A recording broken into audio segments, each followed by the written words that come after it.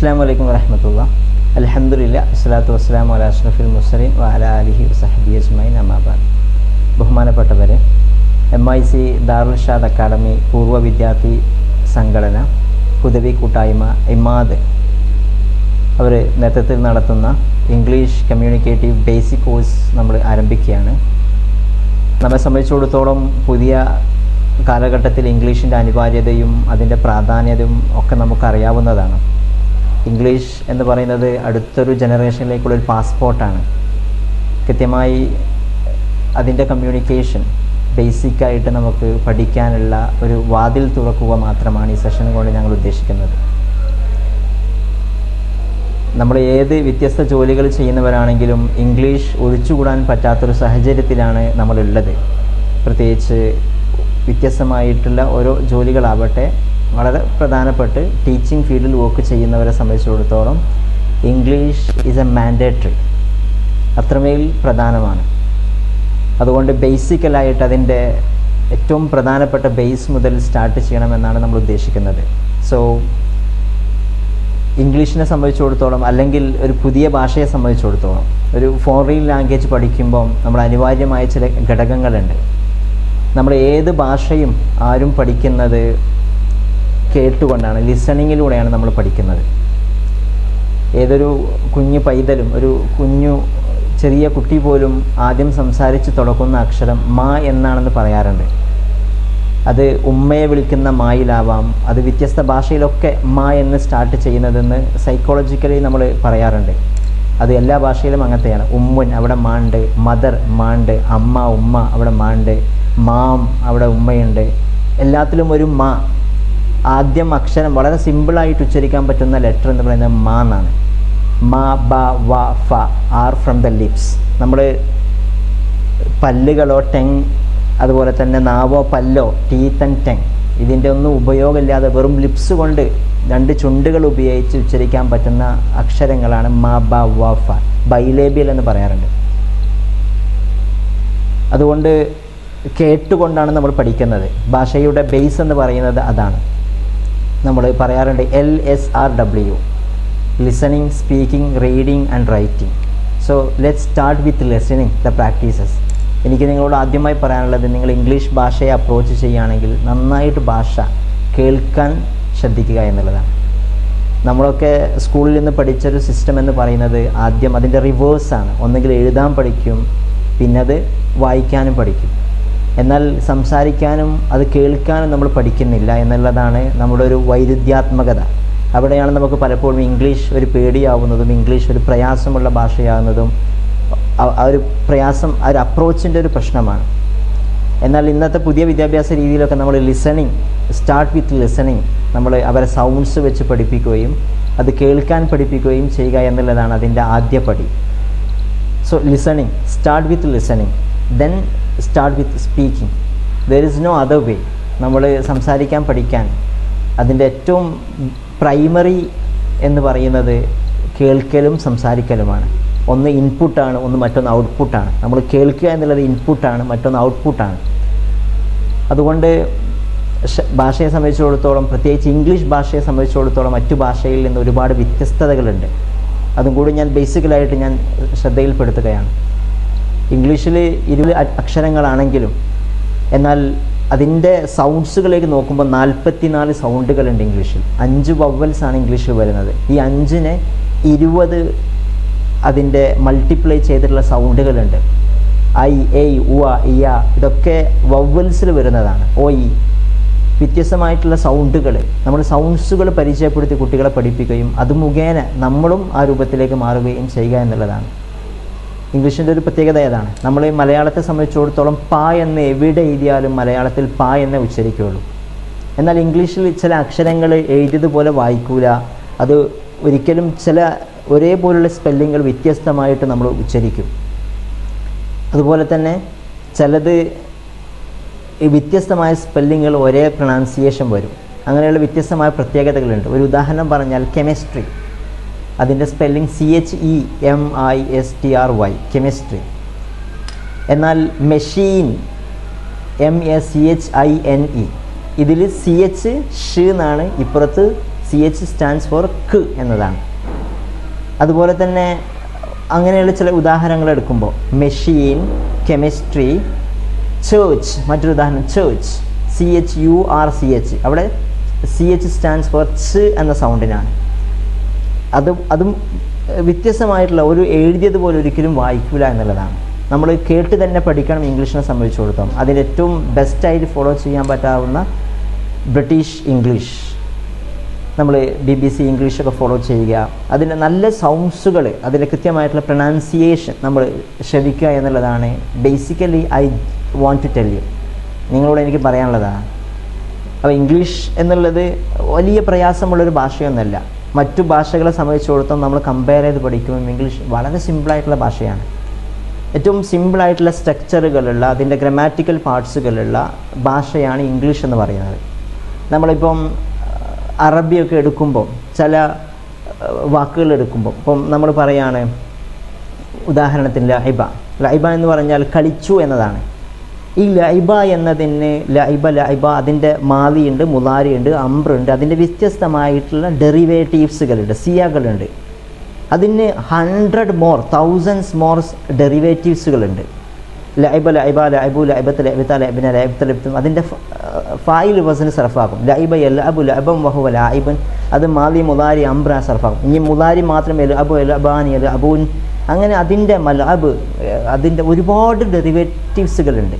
എന്നാൽ ഇംഗ്ലീഷിനെ സംബന്ധിച്ചിടത്തോളം പ്ലേ എന്ന വാക്ക്, പ്ലേ എന്ന വാക്കിന് ആകെ 5 ഫോമുള്ളൂ. Play, played, another played, playing, 4 ഫോംസുകളേ ഉള്ളൂ. ഇതിൻ്റെ present form, fast form, past participle, gerund form. ഇനി ആക്റ്റീവ് പാസീവിൽ വോയിസിൽ വരുന്നത് വാസ് പ്ലേഡ് എന്ന ഫോം. ഇങ്ങനെയുള്ള വളരെ ചുരുങ്ങി, അതിനേക്കാൾ അപ്പുറം പ്ലേ എന്നതിന് വേറൊരു ഫോമും ഇല്ല. അത് വളരെ സിമ്പിളായിട്ട് നമുക്ക് അതിൻ്റെ ഗ്രാമാറ്റിക്കൽ പാർട്ടുകളും സിമ്പിളായിട്ട് കൈകാര്യം ചെയ്യാൻ പറ്റുന്നതാണ്. പിന്നെ ഒരു ഭാഷയെ സംബന്ധിച്ചിടത്തോളം അതിന് കൃത്യമായിട്ടുള്ള ഗ്രാമാറ്റിക്കൽ സ്ട്രക്ചർ ഉണ്ടാവും. ഏത് ഭാഷയും അതിന് എവിടെ എങ്ങനെ ആവണമെന്നുണ്ട്. മലയാള ഭാഷയെ സംബന്ധിച്ചിടത്തോളം നമുക്കറിയാം, ആദ്യം ഞാൻ ഇന്നലെ കളിച്ചു, അതിൽ നമ്മൾ കർത്താവ്, പിന്നെ കർമ്മത്തിന് മുമ്പ് അതിൻ്റെ ഒബ്ജക്റ്റ് വരും, അവസാനമാണ് അതിൻ്റെ കർമ്മം വരിക. ഇതുപോലെ. എന്നാൽ ഇംഗ്ലീഷിൻ്റെ സ്ട്രക്ചർ എന്ന് പറയുന്നത് subject, verb, object. I played football. അതിൻ്റെ ഒരു സ്ട്രക്ചർ ബേസിക്കലി നമ്മൾ മനസ്സിലാക്കുകയും അതിൻ്റെ കാലത്തിനനുസരിച്ച്, കാലം മീൻസ് ടെൻസിനനുസരിച്ച് അത് സിമ്പിളായിട്ട് നമുക്ക് ഉപയോഗിക്കാൻ പറ്റാവുന്നതാണ്. ഞാൻ നിങ്ങളോട് ചെറിയ രൂപത്തിൽ പറയാൻ ഉദ്ദേശിക്കുന്നത് എങ്ങനെ നമ്മളെ ഇൻട്രൊഡ്യൂസ് ചെയ്യണമെന്നുള്ളതാണ്. നമ്മൾ വ്യത്യസ്തമായ ജോലികളൊക്കെ പോകുമ്പോൾ നമുക്ക് ഇൻട്രൊഡ്യൂസ് ചെയ്യുക എന്നുള്ളത് വളരെ പ്രധാനം. സെൽഫ് ഇൻട്രൊഡക്ഷൻ ഇതൊരു ടാസ്ക്കായിട്ട് നിങ്ങൾക്ക് തരികയാണ്.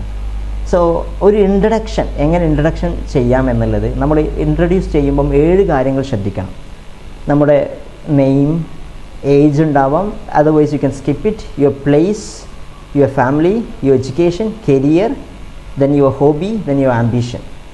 ഈ 7 കാര്യങ്ങൾ മസ്റ്റായിട്ട് നിങ്ങൾ കീപ്പ് ചെയ്യണം നിങ്ങൾ ഇൻട്രൊഡ്യൂസ് ചെയ്യുന്ന സമയത്ത്. For example, Muhammad Insaf, I am from Edavanapada.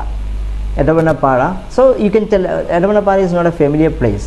അത് അറിയപ്പെടുന്ന സ്ഥലമല്ല. So you can introduce where Edavanapada.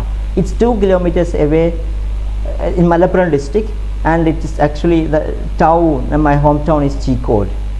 So exactly basically you mention, നിങ്ങളുടെ സ്ഥലത്തെക്കുറിച്ച് കൃത്യമായി പറയുക, പേര് പറയുക, പിന്നെ നിങ്ങളുടെ സ്ഥലം കൃത്യമായിട്ട് മെൻഷൻ ചെയ്യുക. I am Muhammad Insaf. I am from Chikod, 2 kilometers away from Edavanapada. It's in Malappuram district.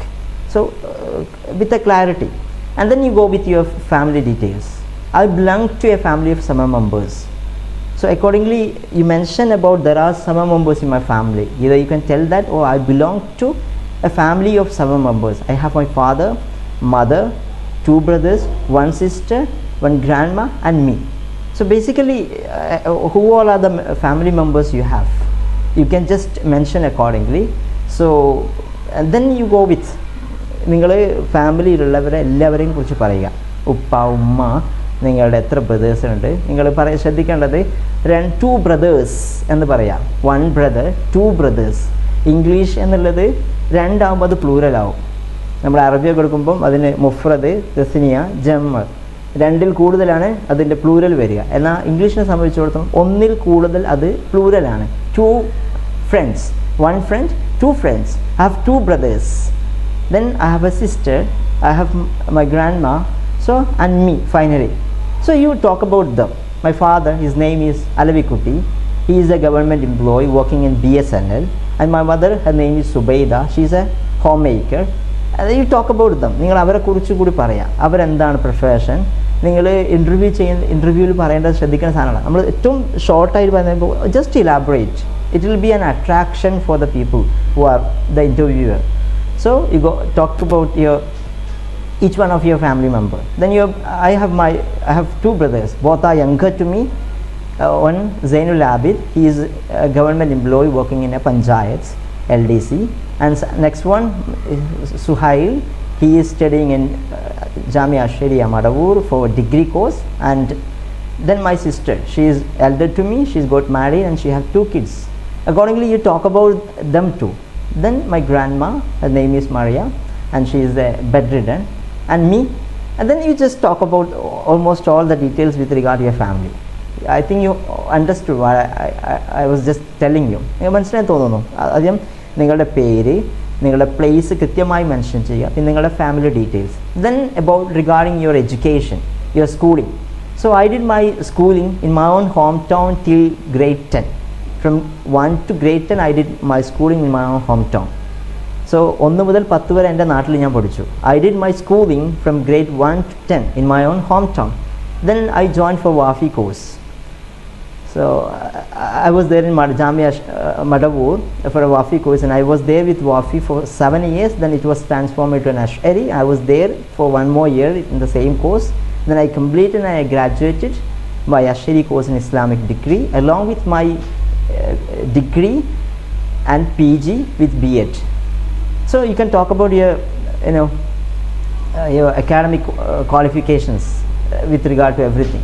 So you just നമ്മൾ അതിനും കൂടി പറയാം. നമ്മൾ കൃത്യമായ സ്കൂളിംഗ്, നമ്മൾ 10 വരെ എവിടെ പഠിച്ചു, അല്ലെങ്കിൽ LP school, UP school, high school എവിടെയായിരുന്നു, നിങ്ങളുടെ തുടർ പഠനം എവിടെയായിരുന്നു, നിങ്ങളുടെ PG, ഡിഗ്രി, നിങ്ങളുടെ ക്വാളിഫിക്കേഷൻ കറക്റ്റായിട്ട് നിങ്ങൾ മെൻഷൻ ചെയ്യുക. അതാണ് next.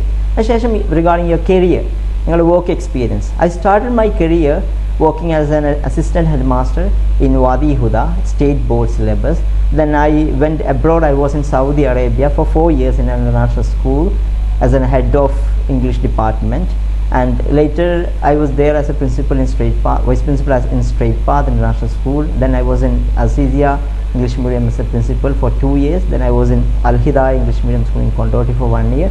I'm here in MIC Higher Secondary School as a principal for a couple of months. So accordingly your career, നമ്മുടെ കരിയർ വർക്കിംഗ് എക്സ്പീരിയൻസിനെ കുറിച്ച് നമ്മൾ സംസാരിക്കുക. നമ്മൾ എവിടുന്ന് തുടങ്ങി, എവിടെയാണ്, എത്ര വർഷം വർക്ക് ചെയ്തു, അതൊന്ന് ജസ്റ്റ് ഇലാബറേറ്റ്. നമ്മൾ ഇൻ്റർവ്യൂവിൽ ശ്രദ്ധിക്കേണ്ട കാര്യമാണത്. അതിനുശേഷം then after your hobbies, my hobbies are playing football and reading books. നിങ്ങൾക്ക് ഒരു ഹോബിയാണെങ്കിൽ my hobby is reading books. Otherwise my hobbies are reading books and playing football. Finally my ambition is to become a good citizen. So something you want to become, നിങ്ങൾക്ക് എന്താവാൻ ആഗ്രഹം? I want to become, my ambition is to become a doctor, my ambition is to become an IAS officer. Accordingly you just mention it out. So this is what I have to tell you regarding just a task for today. I mean how to introduce yourself. നിങ്ങൾ ഈ കാര്യം കൃത്യമായി ശ്രദ്ധിക്കണം. നമ്മുടെ 7 കാര്യങ്ങൾ, നമ്മുടെ name, place, your family, your academic qualifications, your career, your hobbies and your ambition. So നമ്മൾ ഇൻ്റർവ്യൂലൊക്കെ first ചോദിക്കുന്നതാണ്, I mean what's could you please introduce yourself. So നമ്മൾ ഒരിക്കലും അത് അവിടുന്ന് അങ്ങോട്ട് എന്താ പറയുക പിന്നോട്ട് പോകരുത്. ഒരു കോൺഫിഡൻസോടുകൂടി നമ്മൾ സംസാരിക്കാൻ കഴിയണം. ഇപ്പോൾ ഒക്കെ ഇൻ്റർവ്യൂ ഒക്കെ ചെയ്യുന്ന സമയത്ത് നമ്മൾ അവരുടെ skill matters other than there qualifications ഉണ്ടാവും. നമ്മൾ മാർക്കറ്റിൽ ഇപ്പോഴത്തെ ഒരു സാധനം തന്നെ employability skills far more better than employability eligibility. ജോലി ചെയ്യാനുള്ള യോഗ്യതയേക്കാൾ ജോലി ചെയ്യാനുള്ള കഴിവുകളാണ് ഇന്ന് പ്രധാനം. നമ്മൾ ഇപ്പോൾ B.Ed ചെയ്തവരാണ് ടീച്ചിങ്ങിലേക്ക് വരിക, എന്നാൽ B.Ed ഇല്ലാത്തവരെ നമ്മൾ പ്രിഫർ ചെയ്യും. Because she has or he or she has that much potentiality, the skills matters. So this is most important actually. So English നിങ്ങൾ അതിനോട് ഇഷ്ടം വെക്കുക, അതിനെ പ്രണയിക്കുക. ആ ഒരു രൂപത്തിലേക്ക് നമ്മൾ ഒരു കുറച്ച് ദിവസങ്ങൾ അതിൻ്റെ കൂടെ സ്പെൻഡ് ചെയ്യുക, നന്നായി വായിക്കുക, ചില സമയങ്ങളൊക്കെ ചിലവഴിക്കുക, ഇംഗ്ലീഷിന് വേണ്ടി ചില സമയങ്ങൾ നീക്കി വെക്കുക, അതിൻ്റെ കൃത്യമായിട്ടുള്ള കമ്മ്യൂണിക്കേഷൻസ് നടക്കുക. ഇങ്ങനെ ഒരു കൃത്യമായിട്ട് നിങ്ങൾ തന്നെ നിങ്ങളുടെ സമയങ്ങൾ അതിനു വേണ്ടി ഇഷ്ടപ്പെട്ട് ചിലവഴിക്കാൻ കഴിഞ്ഞാൽ you can simply acquire, you can simply get to have a mastery over English. This is what I have to tell you actually. Next നിങ്ങളുടെ പ്രൊനൗൺസിയേഷൻ, അതിൻ്റെ അഡ്വാൻസ്ഡ് കോഴ്സിലേക്ക് നമ്മൾ പോകും. നമ്മൾ ഇന്നൊരു ബേസിക് ഇൻട്രോ ആണ് നമ്മൾ ഉദ്ദേശിക്കുന്നത്. നമുക്ക് ഇൻഷാ അല്ലാഹ് ഇമാദിൻ്റെ കീഴിൽ ഇതിൻ്റെ ഒരു ബേസിക് ഫൗണ്ടേഷൻ ക്ലാസ്സാണ് നമ്മൾ ഉദ്ദേശിക്കുന്നത്. അതിനെ തുടർന്ന് ഇൻഷാ അല്ലാഹ് താല്പര്യമുള്ളവർക്ക് അഡ്വാൻസ്ഡ് ക്ലാസ്സുകളും അതിൻ്റെ സർട്ടിഫൈഡ് ആയിട്ടുള്ളവർക്ക് വ്യത്യസ്തമായിട്ടുള്ള കോഴ്സുകളൊക്കെ അവർ പ്ലാൻ ചെയ്യും ഇൻഷാ അല്ലാഹ്. അപ്പോൾ നിങ്ങൾ കൂടെ നിൽക്കുക. നമ്മളെ സംബന്ധിച്ചിടത്തോളം ഈ ഭാഷ അനായാസം കൈകാര്യം ചെയ്യാനും ഇത് ഒരു കോൺഫിഡൻസ് ലെവലിലേക്ക് നമുക്ക് മാറ്റാൻ കഴിയണം. ഭാഷ സംസാരിക്കാൻ കഴിഞ്ഞാൽ നമുക്ക് ഒരുപാട് സ്പെഷ്യാലിറ്റികളുണ്ട്. ഇപ്പോഴത്തെ കാലത്ത് വിദേശ ഭാഷ, പ്രത്യേകിച്ച് ഇംഗ്ലീഷ് എന്നുള്ളത് ഒരു വലിയ പ്ലസ് പോയിൻ്റാണ്. whoever you are, whatever your degree it is, so you try to speak a good standard English, so other than the broken English. So once you speak English, speak standard English. So standard English സംസാരിക്കാന്ന് പറഞ്ഞാൽ after listening and speaking out, നന്നായി കേൾക്കുക ഇംഗ്ലീഷിനെ, എന്നിട്ട് നന്നായിട്ട് സംസാരിക്കുക. So by listening all it makes perfect actually. നന്നായിട്ട് കേൾക്കുക ഇംഗ്ലീഷിനെ. നിങ്ങൾ അപ്പോൾ പോഡ്കാസ്റ്റുകളുണ്ട്, യൂട്യൂബിൽ വ്യത്യസ്തമായിട്ട് നല്ല സൈറ്റുകളുണ്ട്. 5 minutes ഇംഗ്ലീഷ് എന്ന് പറഞ്ഞാൽ നല്ലൊരു ആപ്പ് ഉണ്ട്. അതുപോലെ അത് യൂട്യൂബിൽ അവൈലബിൾ ആണ്, പോഡ്കാസ്റ്റിൽ അവൈലബിൾ ആണ്. അതിന് നല്ല സ്റ്റാൻഡേർഡ് BBC ഇംഗ്ലീഷാണ്, അത് കേൾക്കുക. നല്ല ഇംഗ്ലീഷുകൾ കേൾക്കുക. എന്നിട്ട് you try to speak out, I mean open your mouths. അതന്നെ അതിന് വഴിയുള്ളൂ. നന്നായിട്ട് വായ തുറന്ന് സംസാരിക്കുക. നമ്മളത് പെട്ടെന്ന് ഒരു over a night it will not come to you. നമ്മൾ പറയാണ്ടല്ലോ, Rome was in to build over a night. ഒരു രാത്രി കൊണ്ടല്ല റോം ഉണ്ടാക്കിയത് എന്നുള്ളത്. അതുപോലെ നമ്മുടെ ഭാഷയും അങ്ങനെ തന്നെയാണ്. ഭാഷ കൃത്യമായിട്ട് നമ്മൾ by practice, by our hard work, then only we will be that much good in English. So that what's my humble suggestion is that keep on listening and keep on talking. These are the 2 suggestions which I can tell you today, and let's meet again and stay tuned inshallah. Assalamu alaikum.